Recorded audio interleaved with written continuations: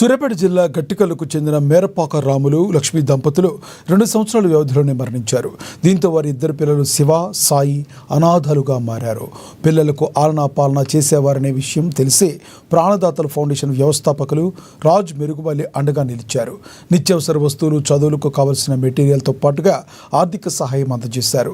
ఈ కార్యక్రమానికి ఆత్మకూరు ఎస్ఐ శ్రీకాంత్ గౌడ్ హాజరయ్యారు. పోలీస్ డిపార్ట్మెంట్ తరపున చిన్నారుల చదువులకు భరోసాను కల్పించారు. ఎస్ఐ మీరే చూడాలని గోల్ ఎస్ఐ అంట. మీరు ఒక మిత్రుడు రక్షా ఫౌండేషన్ అని పుట్టబెంజర మురళి గారు మాకు ఇన్ఫర్మేషన్ అందించడం జరిగింది.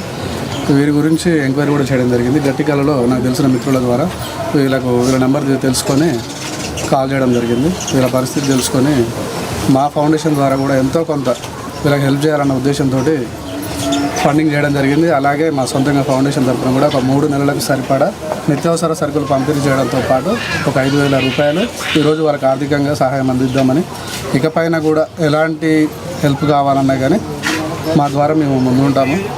అదేవిధంగా ప్రత్యేకంగా రాచకొండ రమేష్ గారికి నా ప్రత్యేక ధన్యవాదాలు తెలుపుతున్నాము.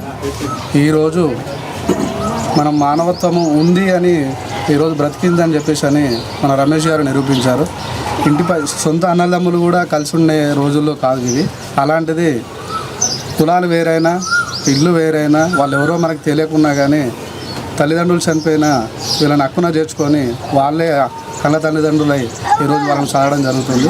భవిష్యత్తులో కూడా వాళ్ళకి ఎలాంటి ఇబ్బంది కలగకుండా చూసుకోవాలని, ఎలాంటి హెల్ప్ కావాలన్నా మా ద్వారా మేము అందిస్తామని చెప్పేసి కోరుకుంటున్నాం.